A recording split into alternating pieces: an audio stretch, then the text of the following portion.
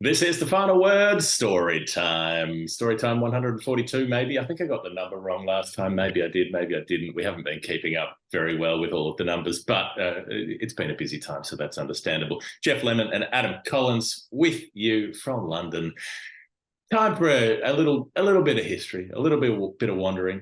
You are at the Oval, Adam, and you were enjoying watching Kate Cross go about her work last night as well. I saw I, online. I was, yes. Hello, Jeff. I'm at the Oval doing the fourth day of Surrey Knots, so that gives this a bit of a timestamp. Story time 142. We've had a number of different final word listeners through the Oval gates the last 3 days, which has been nice, including Harry Tognetti, who came out from Australia, from Sydney to be precise, and was able to get to a couple of days at Leeds, and he's here for a wedding. But his one piece of London cricket has been watching Surrey play yesterday afternoon, which was nice. So hello to Harry and hello to everybody else who's been here.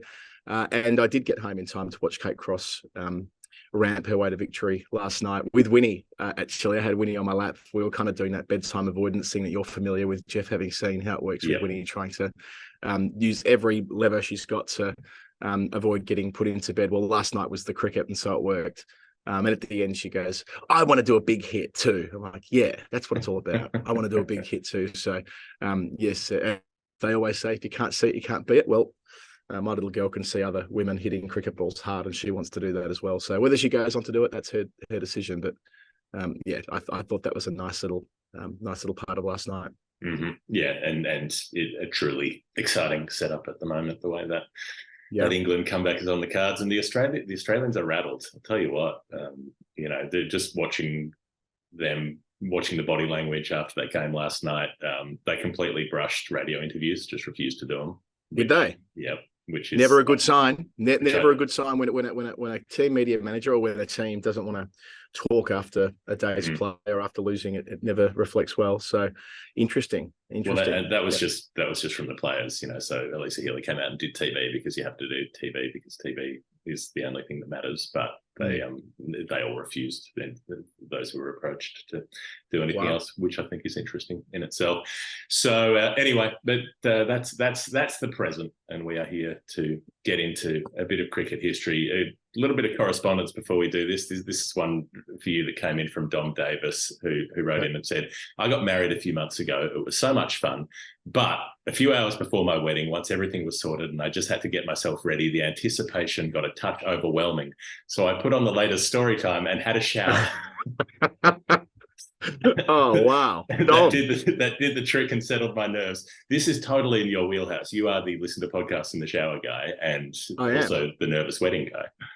I was, yeah. I mean, I wouldn't have had the presence of mind to have. I mean, I can't rule out having listened to a podcast in the shower the morning of the wedding. I probably did, but I'm certainly not listening back to ourselves. I've weaned myself off that over the years. I kind of listen back to segments to make sure they sounded right, but I used to listen the whole way through. I don't do that anymore unless I'm not on. I did listen to your Melissa story last night, though. That was very good, having Melissa back on the daily from the Women's Ashes. But yeah, the idea of settling down before a wedding. Some people have a drink or two or three.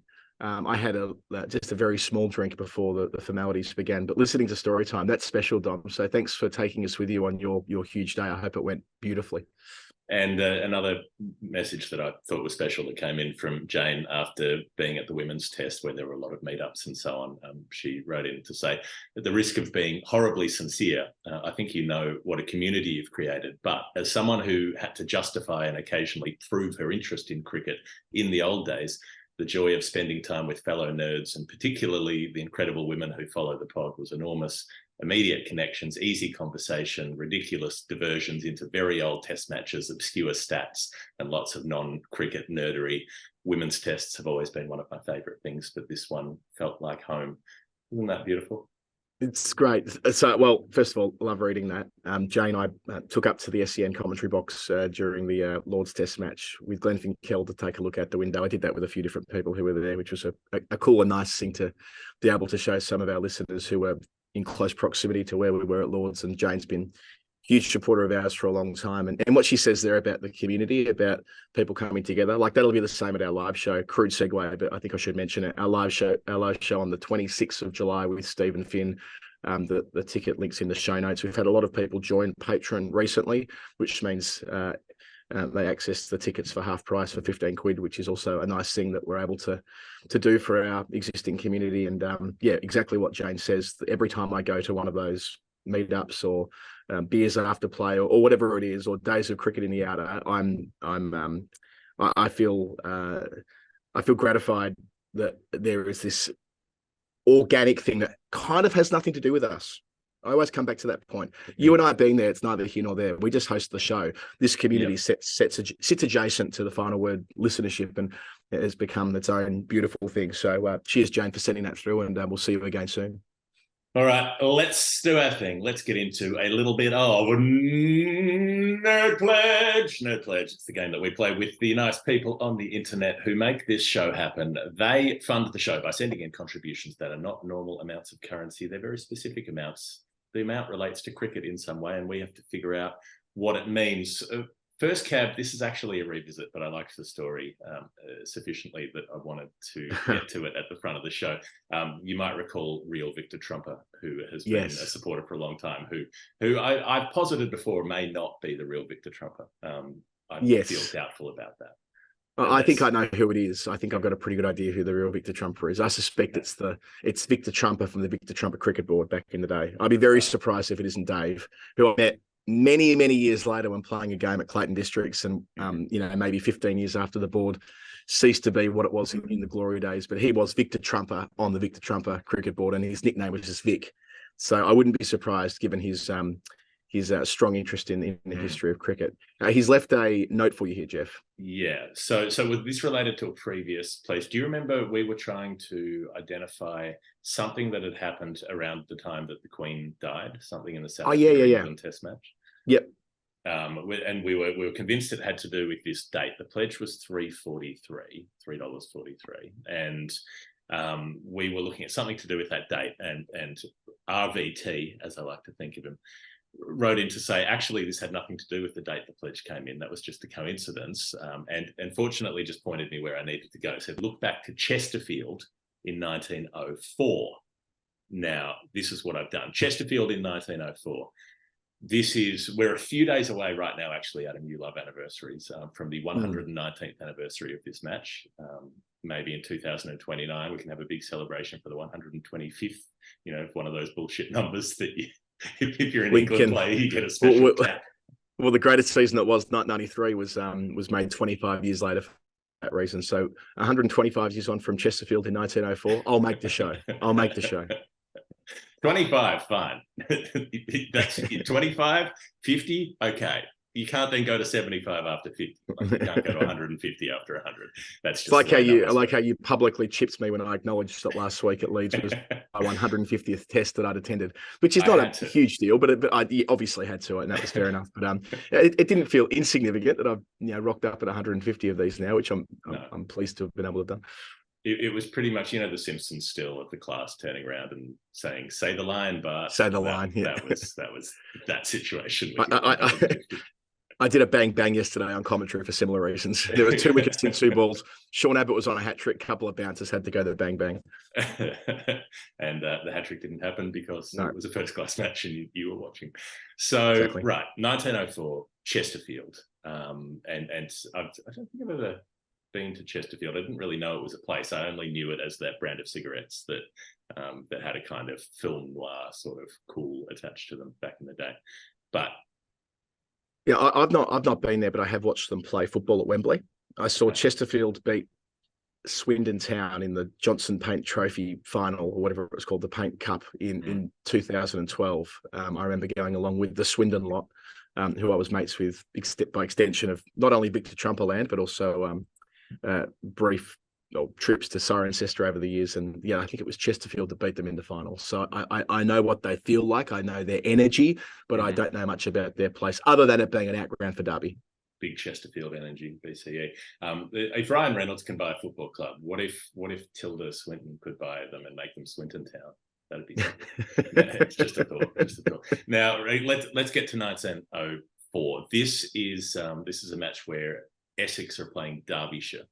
And there's some familiar names, if you've listened to this show, in the Essex side. We've got Freddie Fane in there, JWHT Douglas, Johnny Won't Hit Today Douglas, and Percy Perrin. And I think we've referenced this performance from Percy Perrin maybe a couple of years ago, back in the distant past of Storytime, but I don't know that we had the full detail. Percy Perrin comes in at first drop and just goes to town, right? They're batting first. This is the fall of Herbert Carpenter's wicket with the score on 12. In comes Percy Perrin, and he makes 343 runs at first drop in 345 minutes. So a run a minute, which is the old accepted fast standard before they counted balls faced, less than 6 hours all up to make 343 runs, in which time he hits 68 fours. Now, Percy Perrin played for 33 years, from when he was a teenager to into his 50s, for Essex, and he played 496 county championship games. So he doesn't hold the record for most first-class matches played, but he does hold the record for most Champo games, which obviously nobody will ever catch, given the way the schedule works these days. It'll be the record forever. It's a bit like that. I mean, I come back to it from time to time because I've been working with Andrew Sampson, a lot over the last however long. And the overall records for county cricket are a little bit deceptive here on this front, as well, as I bring up my tab on my page. So, we've got, if I said to you who's made the most amount of runs in county cricket, you would almost certainly point to Jack Hobbs, right? You would just instinctively say Jack Hobbs, right? But it wasn't. Maybe. But it wasn't. It was Phil Mead who made, I think, 42,000 as I scroll up the page, 46,000 runs in the county championship. Hobbs made 38,000. Mead played more games, but scored more runs. Only played a handful of test matches, 17 test matches, which included playing in Australia in 28, 29, but went all the way back to before World War One. But he was a absolute great for Hampshire and did play for England, the left-hander, but didn't get the kind of recognition of someone like Jack Hobbs, who everyone would just assume has got the most runs in county cricket. Actually, Hobbs is third, Woolley second, and Patsy Hendren's fourth, and Herbert Sutcliffe is fifth, if you're wondering. That's just in the championship alone. Right. Well, I guess some of the players who played a lot of Test cricket, that takes away from their county appearances. That's right. So there's that. Someone like Gooch played so much Test cricket that he's got the record for professional runs, but a lot of those are for England. Anyway, this is a fellow who he should have gone around for another season to get 500 Champo games. Surely they could have given him 4 more games in April the next year, just at the age of 53 or whatever. 4 more games. So big dude, 6 foot plus, heavy set. Just walks out there and belts the ball, basically. Never got picked for England. He was a selector at least twice for multiple years at a time, including at one point while he was playing, and still didn't get picked for England. So the Jamie Cox of his time, never played for Australia, but became a selector. Exactly. And this day against Derbyshire, this is extraordinary. More extraordinary given that the next best score is Freddie Fane, who makes 68. And that's the only half century in an innings where a guy makes 343. Johnny Won't Hit Today Douglas makes 47, batting down at number 9 in his own fashion. So they make 597 runs, of which our man makes 57% of the runs with his 343. That's off 138 overs. So that's at 4.5 runs and over. It's almost all in one day, this innings. And I'm pretty sure they're 5 ball overs in these games. So they're basically going at a run a ball through this innings. And then if you're wondering if Derbyshire is then tired and sad after this, they're not. They come out and make 548, also at more than 4 and over. A fellow called Charles Olivier, with a very fancy spelling, makes 229 in 225 minutes. So he's also going at a run a minute. Sounds like a flatty to me. I'm suspecting that might have been a relatively flat track for Percy and for Charles Olivier. But it's basically the same innings, right? The other opener one of the openers makes 60 odd. No one else passes 50, and Charles Olivier makes a huge score.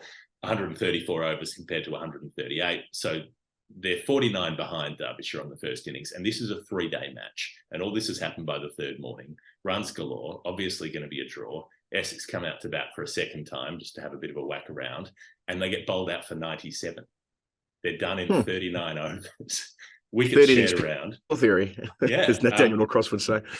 Percy Perrin, after 343, makes 8, which is the third highest score. Johnny won't hit today, makes 27 runs, batting at number 9. There's a guy called Edward Sewell who makes 41. They're the only scores in double figures. So they're all out for 97. Derbyshire are set 146 to win, and they run it down in 30 overs. They're going at 5 and over. They're, first ball, we just invented attacking cricket. Yeah, sure you did, 1904. Go and look it up. Charles Olivier does it again. He makes 92, not out, with a guy called William Storer at the other end, gets them there 1 wicket down.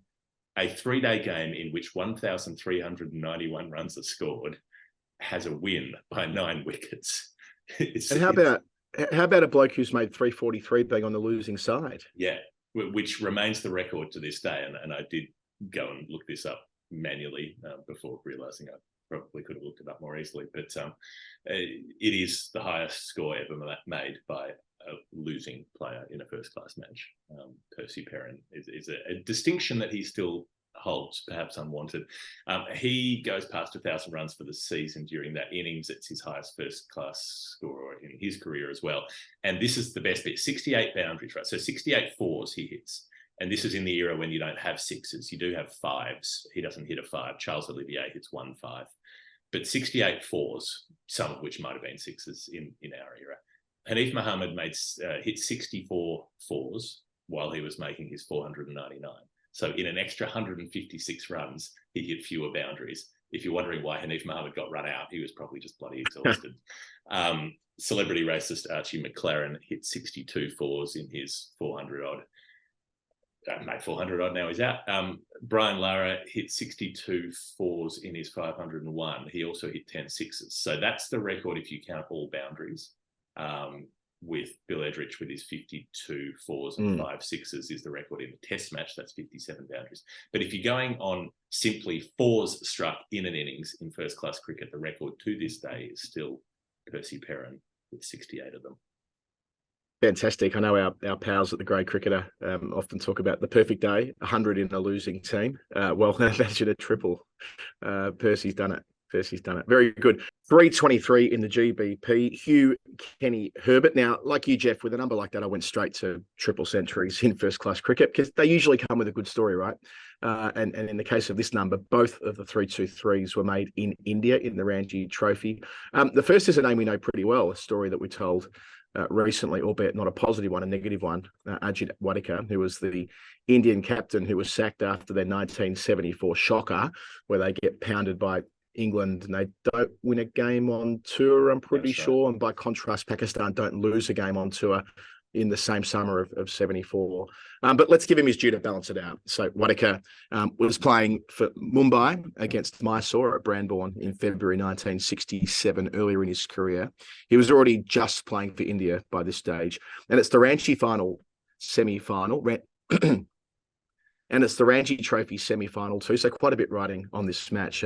Mumbai makes 602, known as Bombay then, of course, with Wadekar making his 323 in 480.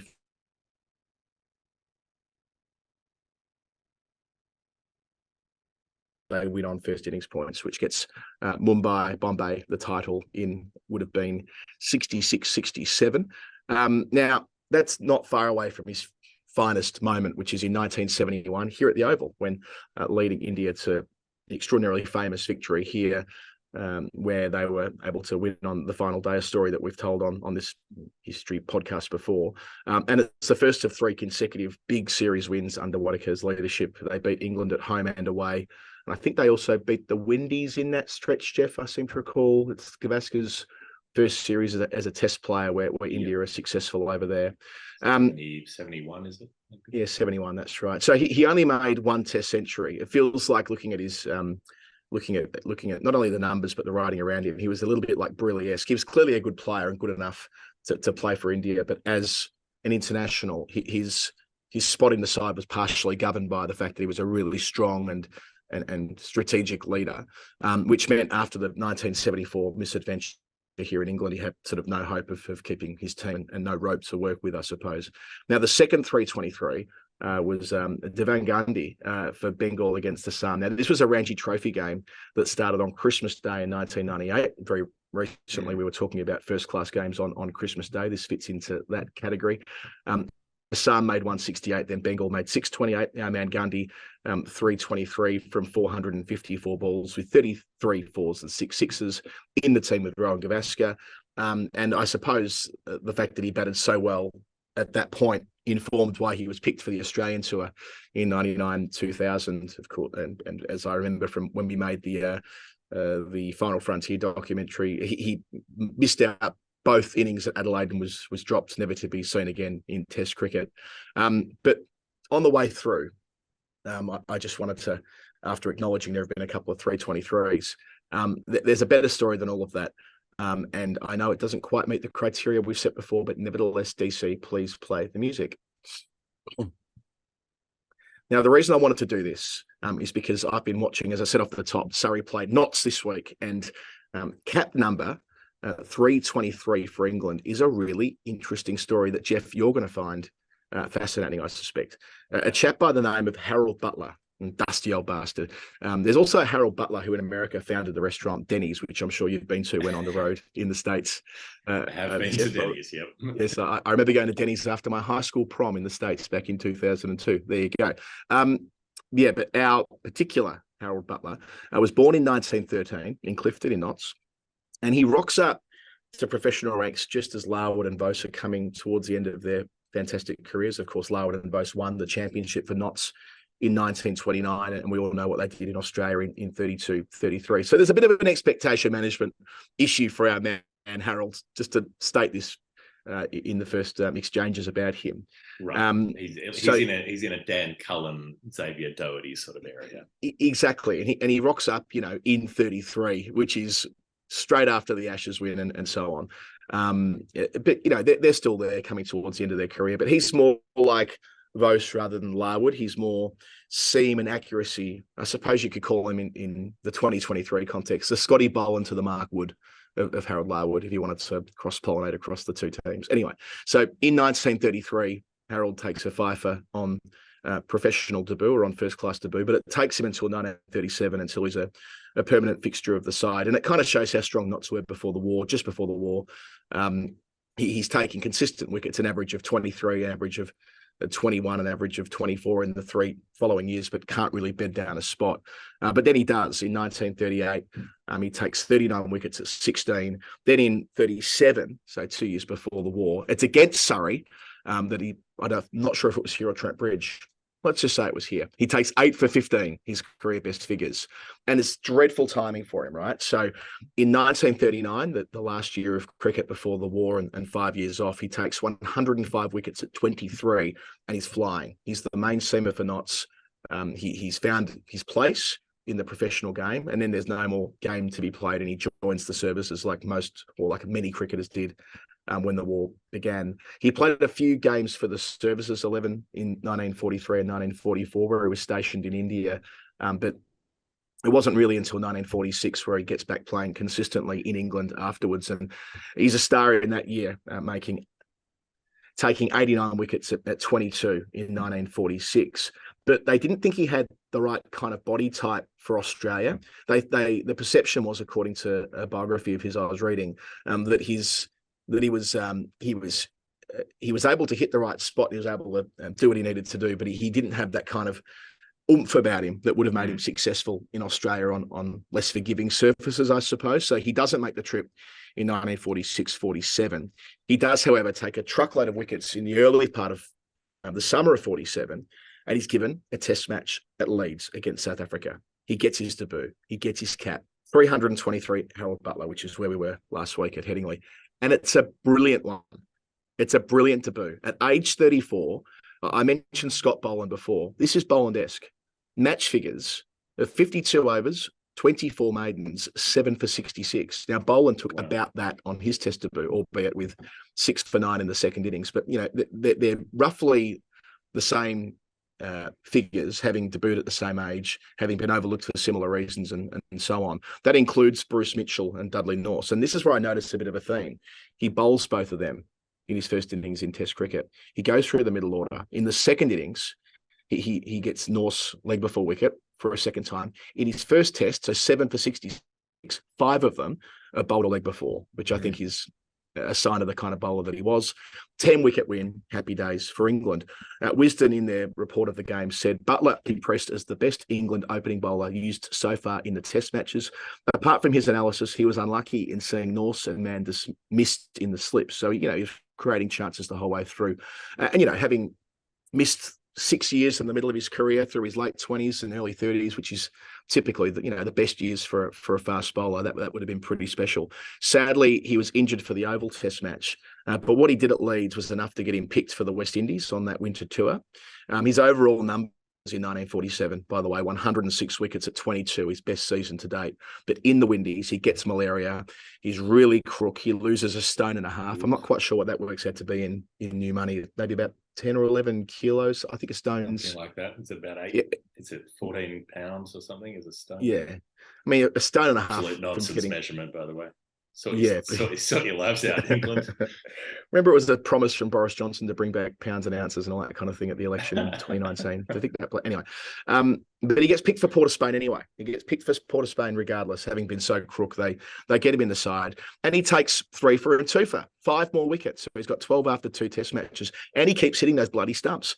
Knocks over Everton Weeks, bowled for 36. All 3 of his wickets in the first innings were bowled, and one of them in the second dig. So 12 wickets in 2 test matches, 9 out of 12 bowled all leg before, which I reckon's got to be some sort of 20th century record to have 3/4 of your wickets bowled all leg before. I mean, it's like he was bowling to Johnny Bairstow the whole time. And here's the thing, right? 12 wickets at 17.9. He's done everything right. Just when they're scrapping around for a partner to bowl with Alec Bedser, and he never plays again. They never pick him for England again. Wow. An extraordinary start to his career, and he's 2 and done. He kept playing until 1954. He was 41 upon his retirement, super consistent all the way.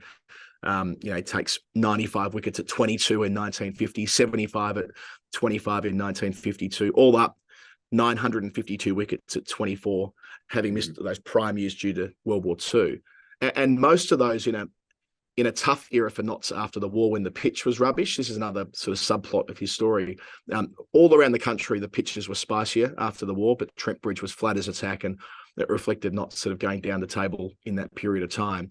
But yeah, for reasons unknown, never picked again, but he did have cap number 323, tremendous debut, well-earned, huge career. Harold Butler deserved to play more. And as it, you were talking before about, a selector who'd never played and all the rest of it. When going through Harold's story, it did remind me a little bit of Tony Doddermaid, who we were speaking to on Saturday night, Jeff, who's a selector for Australia at the moment. And his journey, having played, 4 test matches against 4 different nations to start his career, having to wait 4 years to get another crack and getting that in Sri Lanka, and having this, like, on paper, a really impressive record, and having perhaps not been as fulfilled as he otherwise might be. Well, so it is for Harold Butler, who did a lot right in his interrupted career. A proper dusty old bastard. I think that suits that fits every qualification. I also liked how you just subconsciously upgraded Scott Boland's figures to 6 for 9. Nice. What was it? 6 for 7. What 6 for 7? Sorry, in my head I thought he got hit for a boundary at the end. He had 6 for 5, didn't he? Then he got hit for a 2, I reckon.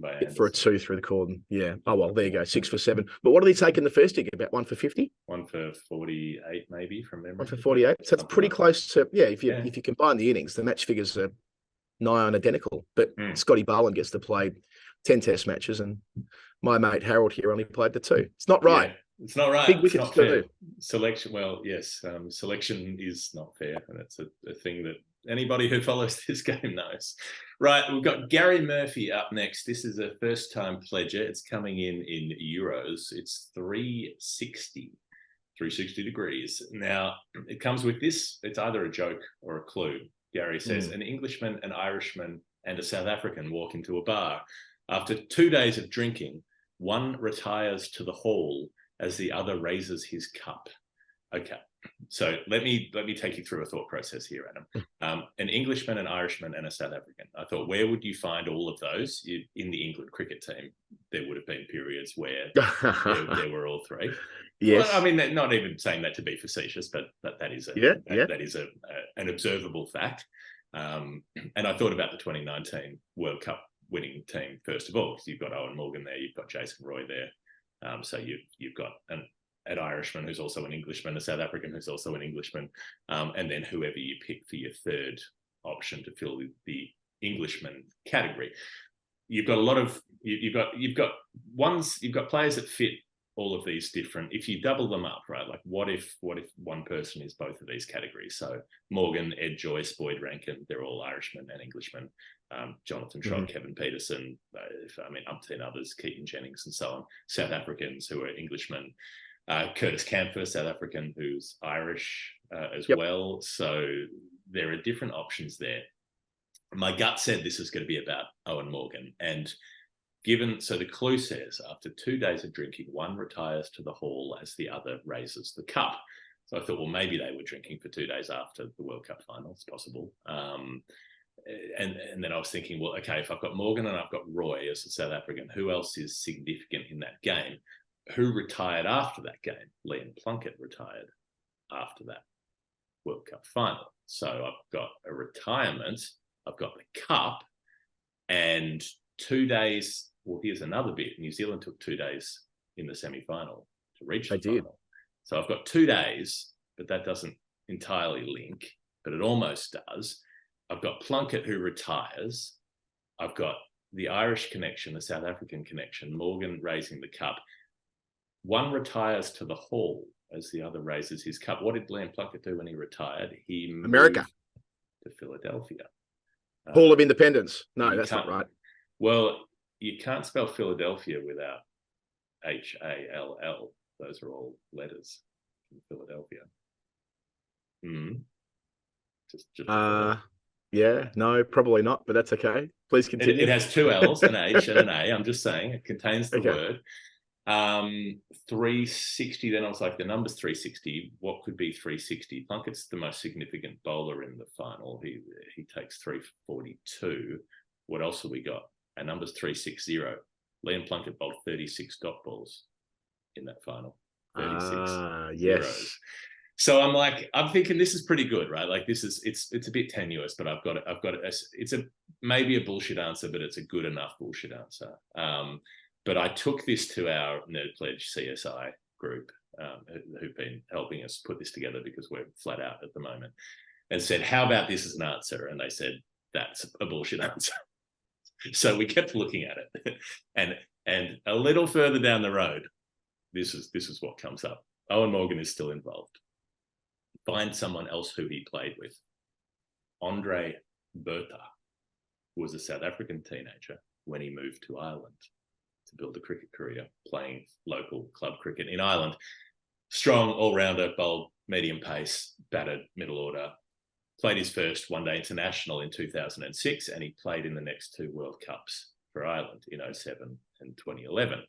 Now, he actually started playing for Ireland years before that. He started in 2001, but didn't get to play a proper one-day international given the status nonsense until 2006. Right. He's very significant in the 2007 World Cup. He takes 1 for 32 off his 10 overs in the tie with Zimbabwe. He takes 2 wickets for 5 runs off 8 overs in the Pakistan win. Interesting. Bloody hell. That's match winner stuff. Yes, or match something else stuff, maybe. And he takes 1 for 31 off 8 overs against Bangladesh when they beat Bangladesh. So he's important with the ball in all of the results that they get. He's been playing List A cricket for Ireland since 2001, including when Ireland played in the county domestic cups as that Irish team. And he plays first-class cricket for Ireland for the first time in 2004 in the Intercontinental Cup, which is a competition we've talked about a bit in the last few months. So just before that World Cup in 2007, a month before that World Cup, he has his biggest moment. He's in Abu Dhabi. He's playing the Intercontinental Cup against the UAE, and he comes out to the middle to bat with Owen Morgan. Morgan makes 209 not out, his highest first-class score, and Johan Berta makes 157. Their partnership is an Irish national record. It is 360 runs that they put on, which is our Nerd Pledge number. And where does it relate to the other parts of the clue? Also, Berta retires just after the 2011 World Cup. Morgan carries on with England and lifts the World Cup in 2019. And a few months ago, earlier this year, just before this pledge came in from a first-time pledger, inducted into the Irish Cricket Hall of Fame, Johan Bertha, in 2023. Played 141 times for Ireland. He has retired to the Hall, and Owen Morgan has lifted the cup after their 360 partnership. That takes some finding. Well done to the to Nerd Pledge CSI. Well, Jeff. Thank you to Gary Murphy. 360 for you, and a good story as well. My second number is from Jonathan Brand. Now it's 225 GBP this time. The clue reads not a Yorkshireman. Now, his previous two answers that we've given, or the previous two answers we've done for Jonathan, have both been Yorkshiremen. So, we're going to go further afield. I'm not sure if that means he's like a rival of Yorkshire, or he's just trying to steer us towards, I don't know, like Lancs or something like that. But I've just taken it on face value and left it at that, not a Yorkshireman. So there are loads of 225s, as you'd probably imagine. Brendan McCullum, I'll just run through a few of them for you, Jeff. Brendan McCullum's got a test 225 against India in 2010-11. Ed Cowan, bless him, has a first-class 225 against South Australia at Bellerive in 2009-2010. Bumble's son, Graham Lloyd, got one versus Yorkshire in 1997 for Lancashire. He's an umpire these days at the top level. Bob Simpson and Ashes 225 at Adelaide in 65-66. Bradman, of course, got a 225 also at Adelaide in 38-39 against Queensland. Make it two. Bradman, as a youngster, got one for the Woodfull 11 against the Ryder 11 at the SCG. Wally Hammond got a 225 for the MCC against New South Wales at the SCG. Indeed. Not long after that too, 28-29, it was his cock issues a couple of years before that, Hammond. Ben Slater, who I called the dismissal of a couple of days ago, got one last year at Chestiller Street for Notts. Barry Richards, keeping that Notts theme, got one at Trent Bridge for Hampshire. But let's park all the 225s because it gets better than this. It might very well be that this is in relation to Harold Larwood, whose cap number was 225. Again, Notts connection, not a Yorkshireman. I was tempted to go that way, given there's a strong Notts theme today for me on the show. But we have told the Larwood story fairly exhaustively multiple times. I thought it would be a bit cute to go back to an old answer and reheat it. So we'll put the great H. Larwood to one side. Instead, again, because I'm at the Oval, let's talk about Peter Loader. We've never done Peter Loader properly on the podcast before, and we deserve to. A similar kind of career in a way to Harold Butler, who I discussed earlier in the show, in that he had a superb record, Peter Loader. And, we're at Surrey. We're at the Oval, which was his home ground in a very famous era. Now, with Harold Butler, it was the post-Larwood Vos problem that he had from expectation perspective. For Loader, he's right there in the same window as Statham and Truman and Tyson, which means that it's a bit of a logjam and informs why he only played 13 test matches. But let's go back to the start. So he was a Surrey lad through and through, Peter Loader, and walked into a dominant dressing room where Surrey won famously 7 championships on the trot between 1952 and 1958, a staggering side. For Loader's part, for most of that, he was opening the bowling with Alec Bedser. Then they had Lachlan Laker to follow to clean up and do as they did. He was tall, slender, had a long run up. He was accurate. He was resilient. And he gets an England debut on the back of a big season in 1954 at the Oval, his home ground against Pakistan, the first of those 13 test appearances. It came the year after he took 9 for 23 against Kent, which kind of elevated him in the public consciousness, I suppose. It's right. A 9 for playing for Surrey will do that. He went to Australia in 54-55 as a tourist, but didn't play in the test matches. And after a couple of further tests in 55 back at home, he was on the outer for 2 years until 1957 in South Africa, where he gets back into the test side. But it's the next home summer in 57 where he makes his biggest impression and his lasting legacy really in test cricket. Up at Headingley again, where Butler made his debut against the West Indies. Peter Loader takes 6 for 36. His first and only fifer, but he made it a special one. The first hat-trick after World War II in test cricket. 12th in tests all up. He bowled Roy Gilchrist to finish off the West Indies innings and bowl him out, I think, from memory, for 136 in the first innings. Interestingly, it was the longest gap between hat-tricks. So Tom Goddard took one in 1938. So it was a 19-year gap to Leeds in 1957, of course, acknowledging there was no Test cricket for 6 years in the middle of all of that. But it was also 38 years until there'd be another England hat-trick, Dominic Cork in 1995. So for the longest time, he was the answer to the quiz question, who took England's last hat-trick? Well, it was Peter Loader at Leeds against the Windies in 1957. There was no winter tour for England in 57, 58, not one that he went on anyway, but he was in the attack in the summer of 58 against New Zealand, got on the Ashes tour in 58, 59. And he had a hell of a tour. He had to pull out of one game with heat stroke. In another game, he snapped his Achilles and somehow made it onto the field for the first Test match at the Gabba and took a forfeit to get England moving in the right direction.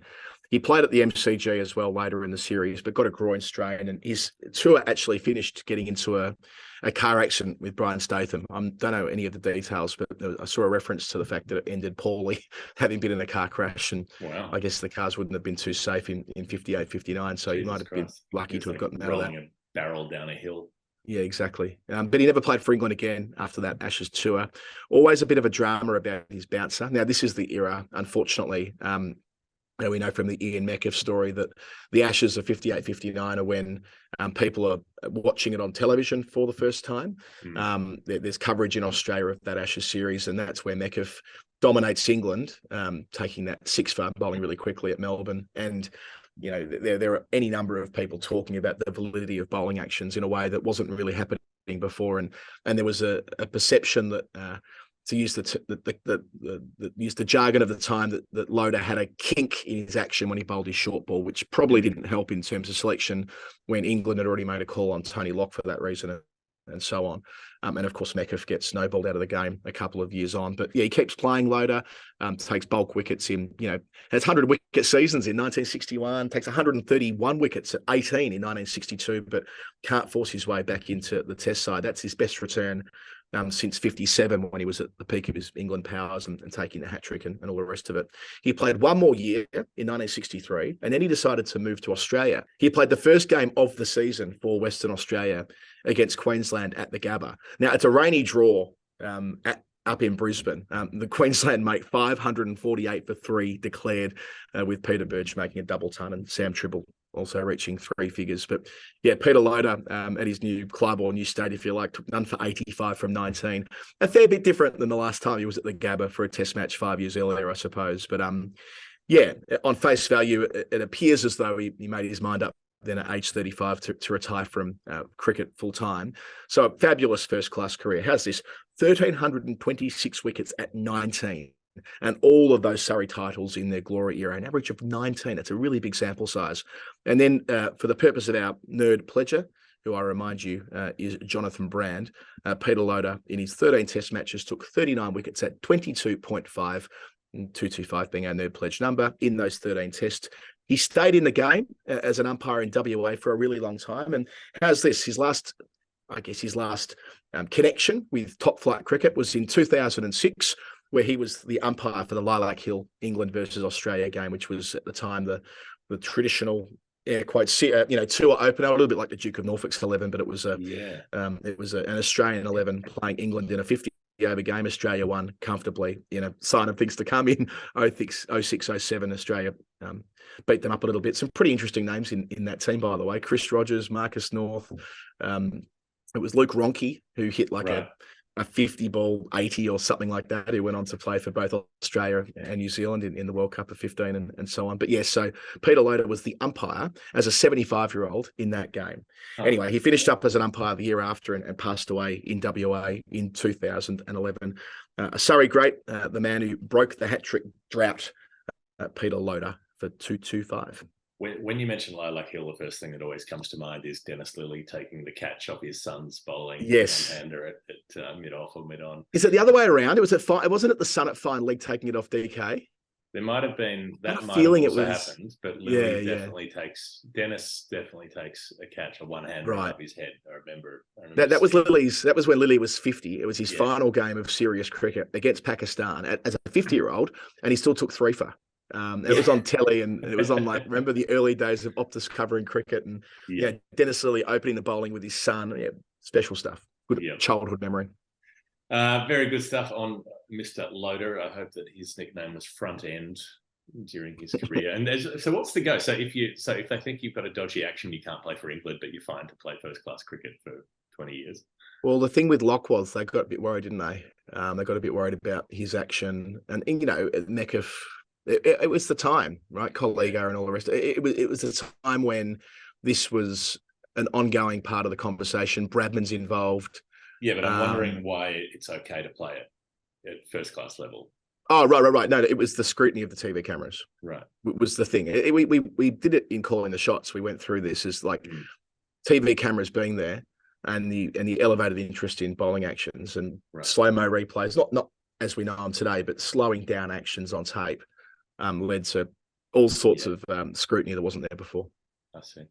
All right, we've got one more new number. It is Stu G, and it is $2.48 in Australian dollary dues. And he has a clue for you. Love the show. Finally paying some dues. Great to have you, Stu. My 248 is from a game I witnessed as a teenage boy with his dad at the cricket. As a fan of an underdog team far from home on the night, it was a game featuring lots of great local names, great local era names, something like that made for a hell of a spectacle. There we go. Okay, so thoughts on this initially. Currency is AUD, which means location, probably Australia. On the night means it has to be a limited overs game. And I'm guessing, given general ages of people who enjoy this show, probably a one-day international rather than a T20. Could be a domestic night game as well. I haven't ruled that out.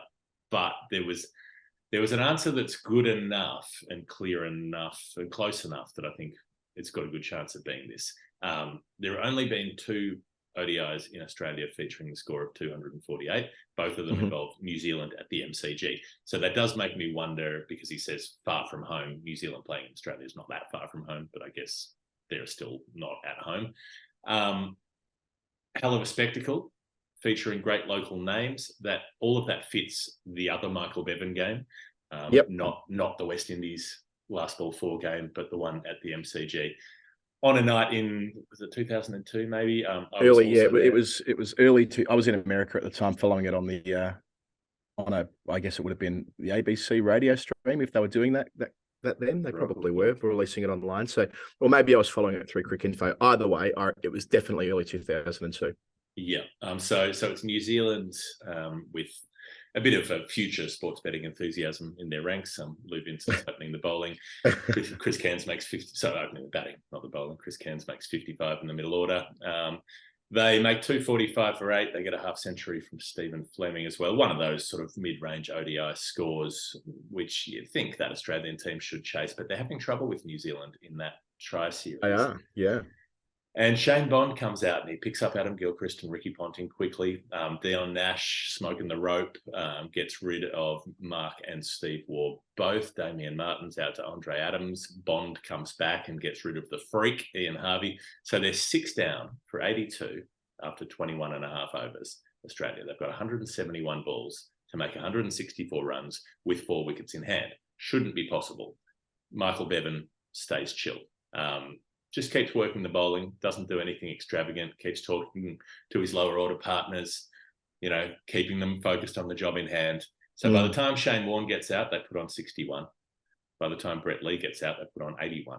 And Bevan is just masterful in the pacing of this innings. He hits 7 boundaries all night. 7 boundaries in the innings. 3 of them coming 1 over from Chris Harris, around about the 39th or 40th, when Harris is well into the spell. Bevan's worked out the pace. He's decided that he's happy to go against him. It's half of his boundaries basically in that 1 over. So they need 22 more when Brett Lee gets out. Andy Bickle's come out to bat. Glenn McGrath's the only one to come. So basically, if a wicket falls, Australia are pretty likely to lose the game. Bevan, what does he do after the fall of this wicket? He scores 5 twos in an over, 5 twos off 5 balls, placing them all around the field. I remember this vividly, watching this from the stands, and just delirious with how well this placement and this timing was going. Brings up his ton. Bickle's on strike for the next over, carves away a couple of boundaries. I think it's through backward point, I reckon. I remember one of them flying away. to bring up the win. So Michael Bevan, remembering he's hit 7 fours in the night, 102 not out from 95 balls. He's gone it better than a runner ball with barely a boundary. He scored 17 twos in that innings. Yes, I went back and counted them. And they win with 3 balls to spare. And I remember, like, just due to the impossibility of it, I was so elated. I remember hugging strangers in the stands at the MCG, everybody jumping up and down, chanting the name of the great ODI run chaser. Another triumph, 102 not out for Michael Bevan. When Australia reached 248, they only needed 246 to win, but Bickle hits a 4 to take them to 248. And I think that might be the answer for Stu G. A theory. I don't think Bevan's stocks were ever higher than this. I reckon this is the moment where he was just known as the banker Australia had down the list. Yeah, this is a few years on from the New Year's Day miracle in 1996. He's a different kind of player. He's had a couple of Test careers that have started and stopped since then, and he was back to being just a one-day player. This was the season he absolutely dominated the Sheffield Shield. It might have been 2000, 2001. Either way, he's playing his best cricket. He should have gone to India in 2001 for that Test tour, the Border Gavaskar. He should have batted at 6 and been an extra spin option, given he was just dominating slow bowling as he did in this game. I reckon by the 2003 World Cup, people started getting a bit tetchy about strike rates. And Bevan was never going to be the kind of player who batted at a strike rate. I mean, I know he did on this night, but he was never going to consistently, especially when batting first, be the kind of guy that went at 120 or whatever it was. And the game was changing a little bit by 2003. But yeah, what a career, winning the World Cup a couple of times. Could have done so again in 2007 had he played the whole way through, but he'd retired just before, if I recall correctly. And those special nights when the one-day try series meant still quite a bit. This is probably the last try series that meant a bit, I reckon, Jeff. The last one where people were fully plugged in and clued in. Because Australia don't make the final and people absolutely lose it. That's right. Steve Waugh loses the captaincy over it. Yeah, no, that's right. That's why people are especially plugged in. Mark Waugh and Steve Waugh. Mark Waugh's dropped before it and Steve Waugh's dropped through it. And Mark Waugh's playing in this match, so it must be at the end of the series. Yeah. So they get rid of both Waugh brothers and they reboot under Ricky Ponting. It leads into 2003, and so the dynasty goes. Yeah. So those are the new numbers. If you want to send us a number, go to patreon.com/thefinalword. That's the thing that helps us keep doing what we're doing. Jeff, I think we've actually, for once, I know I always say we've got a relatively short show today and we speak for an hour and 20 minutes, but this is my natural jumping off point. So we'll have lots of revisits to get to on the next edition of Storytime. You just have to bear with us when we are doing the best we can with placing story times at the moment. As everybody knows who listens, they're harder to prepare than the average episode of The Final Word. And we've got a 3-day break between Old Trafford and the Oval, where we're meant to do about 17 interviews. So I want to believe we'll get one in there somewhere, and we'll be co-located at least, and you won't be as transient as you are at the moment covering the Women's Ashes by that point. But this might be the first ever story time to go under 60 minutes. I think we're at 55 right now. I reckon we've had one. I think we had one that was about a 58 or something once. So we've done very well today.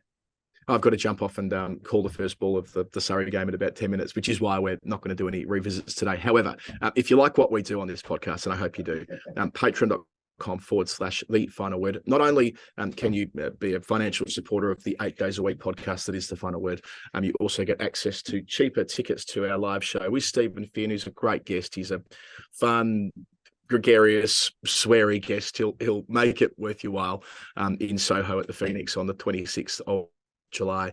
All of those details, all those ticket details are in the show notes. And if you become a patron, you'll get a message from Jeff which tells you how you can get your tickets at half price. Am I missing anything?